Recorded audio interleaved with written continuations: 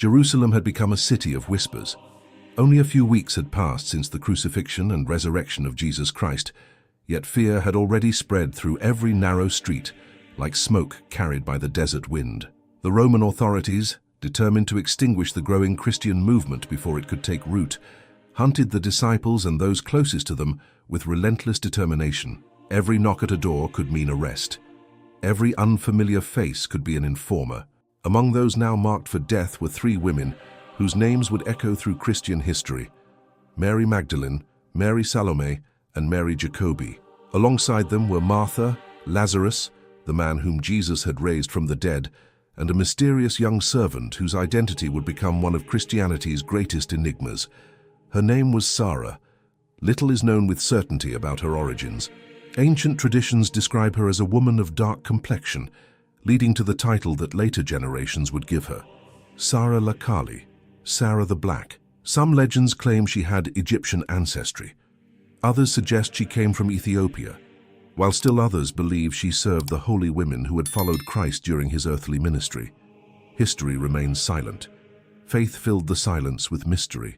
Regardless of where she had been born, Sara had witnessed something that changed her forever. She had seen hope triumph over death, and for that reason alone, Rome considered her dangerous.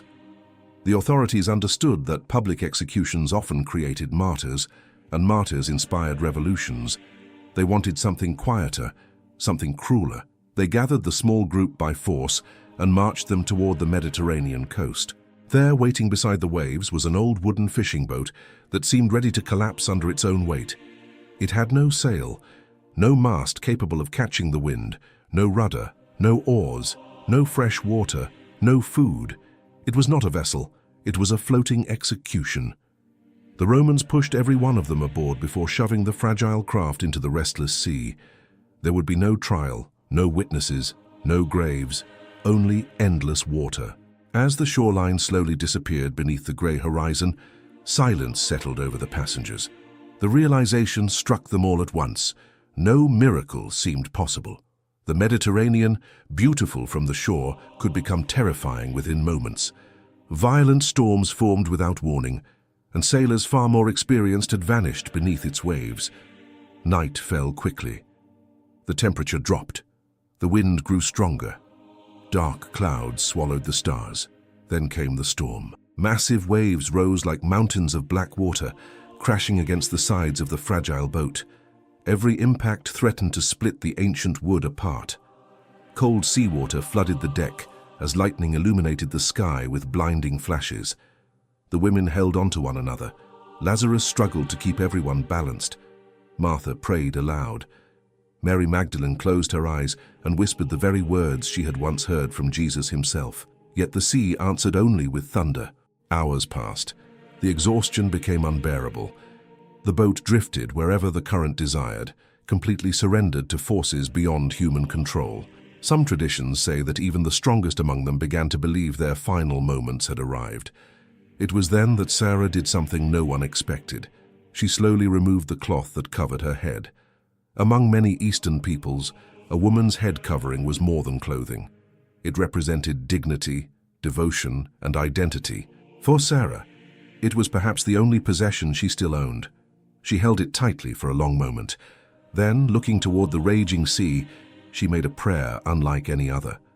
According to one of the oldest traditions preserved in southern France and lovingly repeated for centuries by the Romani people, Sara made a solemn promise to God.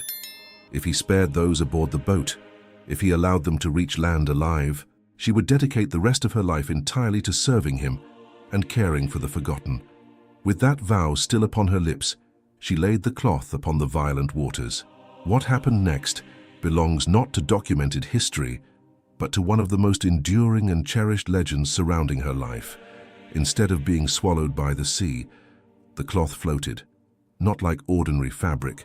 It rested upon the waves with impossible stability. The storm continued raging. The wind continued screaming. Yet the little piece of cloth remained steady. Sara stepped forward. Those watching could scarcely believe their eyes. One careful step, then another. According to the ancient tradition, she walked upon the sea itself, supported not by the fabric, but by the power of the God in whom she had placed absolute trust. She reached the front of the drifting vessel and stretched out her hands toward the darkness ahead. No stars were visible, no coastline could be seen, only endless black water. Yet she continued praying. The terrified passengers later believed that an unseen force began gently changing the direction of the boat. The waves no longer struck it with the same violence. The currents shifted. The wind that had seemed determined to destroy them slowly became the very force carrying them westward. Day after day, they drifted across the Mediterranean. No one can say exactly how long the journey lasted. Some accounts suggest several days, others imagine many weeks. But every version agrees on one astonishing outcome. The boat that should never have survived, survived. At sunrise one morning, someone noticed something almost too beautiful to believe. Far beyond the water, a thin strip of land. As the vessel drifted closer, marshes, white sands, and wild coastline slowly emerged from the morning mist. They had reached the region now known as Camargue in southern France. The place would later receive the name Sainte Marie de la Mer, the Holy Marys of the Sea, in memory of those miraculous survivors who, according to centuries of Christian tradition, carried the gospel to its shores.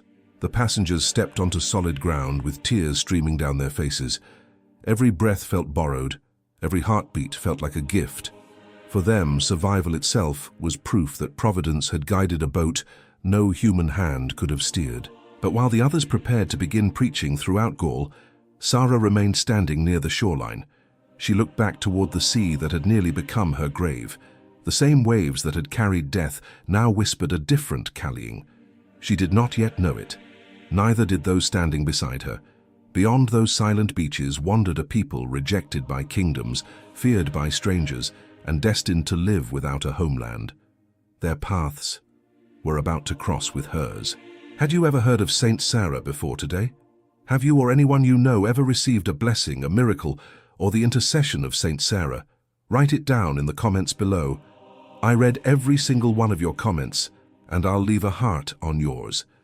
If this story warms your heart, don't forget to leave a like, subscribe to the channel, and share it with your friends and family so they can strengthen their faith too. The saints were forgotten once, and together, we will never let that happen again. The winds that had carried the drifting boat across the Mediterranean finally grew silent along the lonely shores of southern Gaul. Before them stretched a land unlike anything the followers of Christ had ever known. Endless marshes shimmered beneath the sun. White horses galloped freely across the wetlands. Pink flamingos gathered in shallow lagoons, while salty sea breezes swept through tall reeds that whispered day and night. It was beautiful. It was wild. It was also a frontier where few powerful kingdoms cared to settle.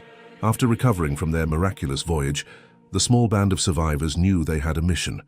According to ancient Christian traditions, Mary Magdalene journeyed inland to proclaim the gospel.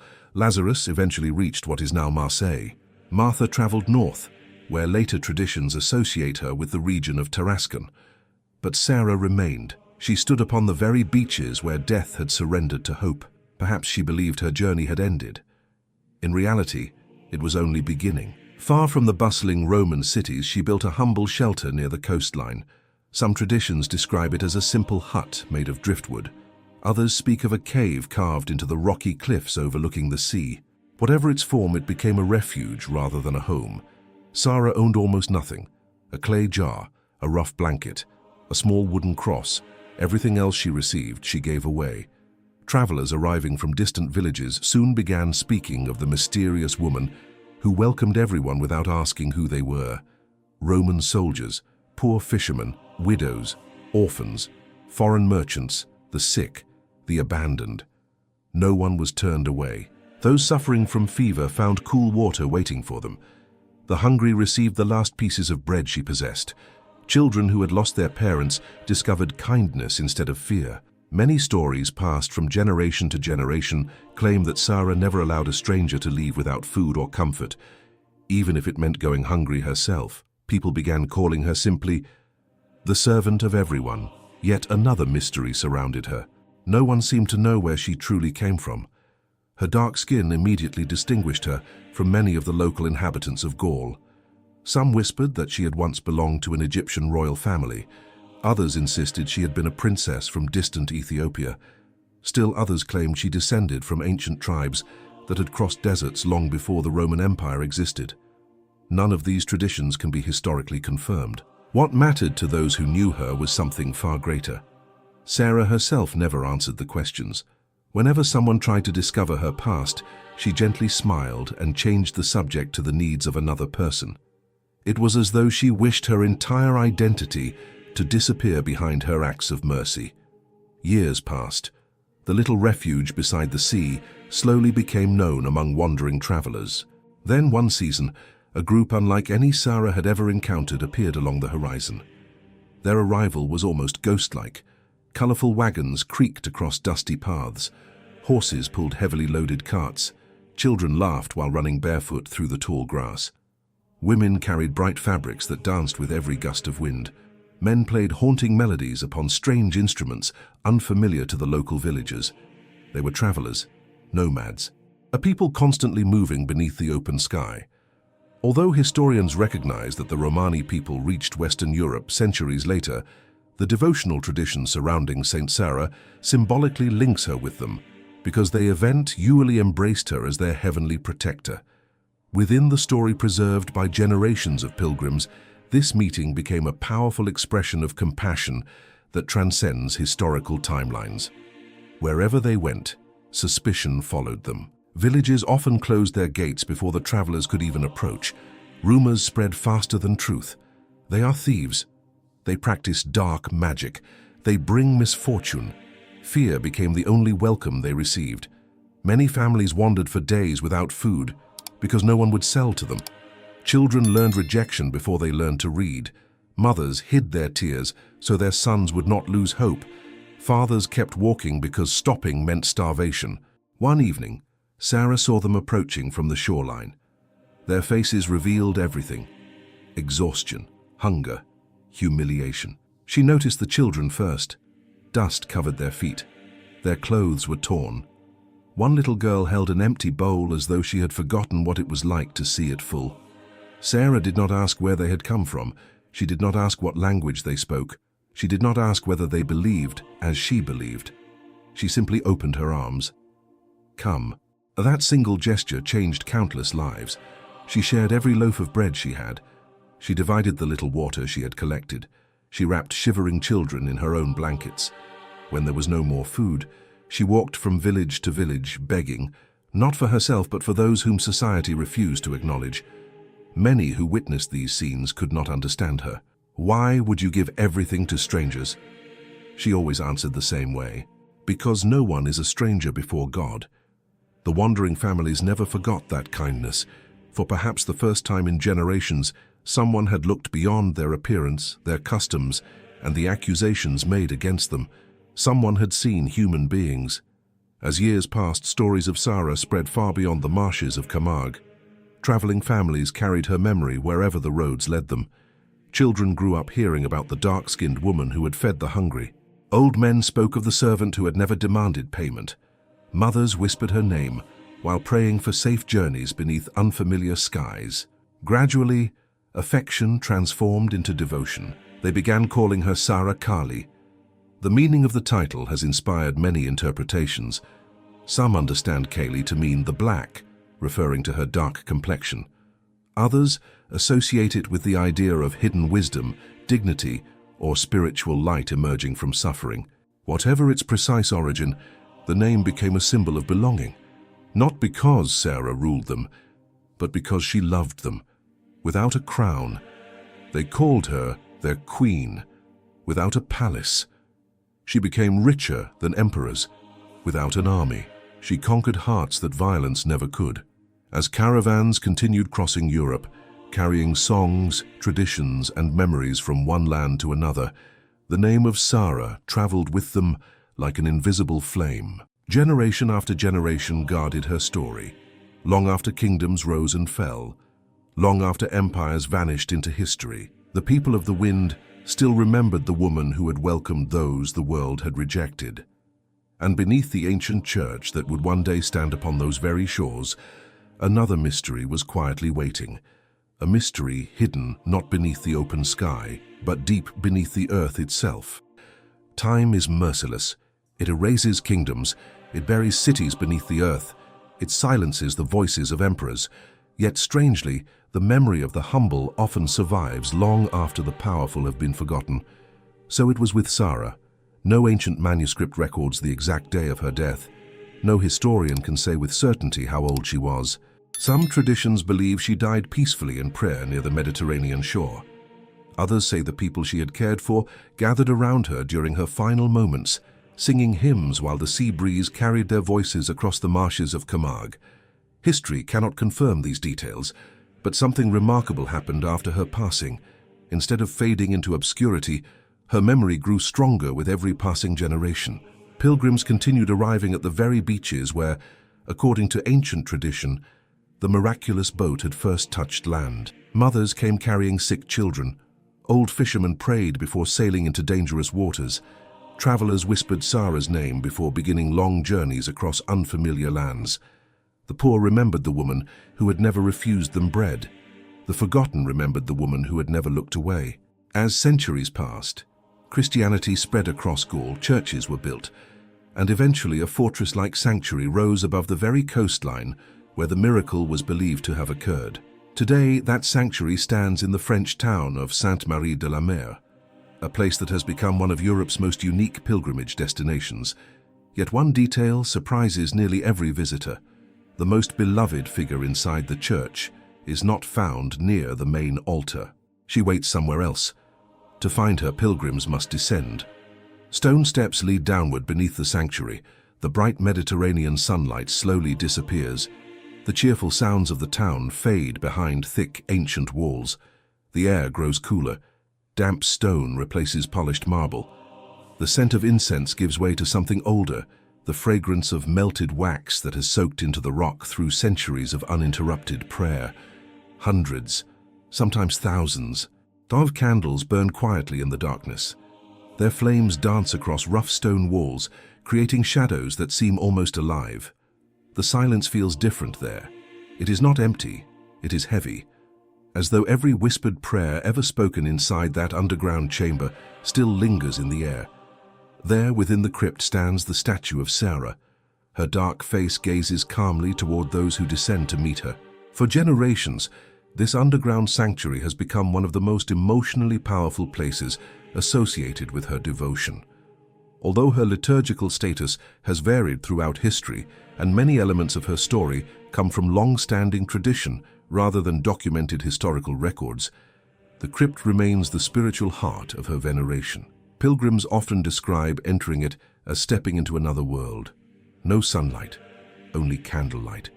No crowds speaking loudly. Only tears, only prayers, only hope. Then comes one of the most extraordinary traditions found anywhere in Christian pilgrimage. People do not simply kneel before Sara's image. They bring gifts unlike any others. Scarves, veils, silk shawls, brightly colored fabrics, small embroidered cloths. Each one tells a story. One belongs to a mother whose child recovered from illness. Another comes from a family reunited after years of separation. One represents gratitude for protection during dangerous travels. Another symbolizes a promise fulfilled after decades of prayer. Instead of placing these offerings beside the statue, the pilgrims gently wrap them around Sara herself. One layer, then another, year after year, generation after generation. The fabrics accumulate until the original shape of the statue almost disappears beneath a mountain of colors. Red, blue, gold, purple, white, green. Every layer carries invisible tears, invisible fears, invisible miracles. No two scarves are exactly alike. Some are expensive silk, others are simple cotton, worn by years of travel. Yet beside Sara, they all possess equal value, because each represents a human heart. Among the Romani people, these head coverings, often called diklos, hold profound symbolic meaning. They are signs of dignity, family, identity, and respect. Offering one to Sara is far more than leaving behind a piece of fabric. It is leaving behind a burden, a sorrow, a memory too heavy to continue carrying alone. Every May, another extraordinary scene unfolds. Thousands of Romani pilgrims arrive from France, Spain, Italy, Germany, and many other parts of Europe. Entire families travel together. Grandparents, parents, children, musicians, horse riders, caravans decorated with colorful banners. The town transforms into a sea of songs, candles, and prayers. Then comes the procession. Volunteers carefully lift Sara's richly adorned statue from the crypt. Slowly, she emerges into daylight. The people cheer. Many weep openly. Others stretch out trembling hands, hoping for the briefest touch as she passes. The procession continues through the narrow streets until it reaches the Mediterranean Sea. There, standing at the water's edge, pilgrims remember the ancient tradition of the boat without oars. The waves gently wash around those carrying the statue, recalling the miraculous voyage that, according to centuries of devotion, brought Sara and the Holy Companion safely to these shores. For many, it is not merely a ceremony, it is a living memory.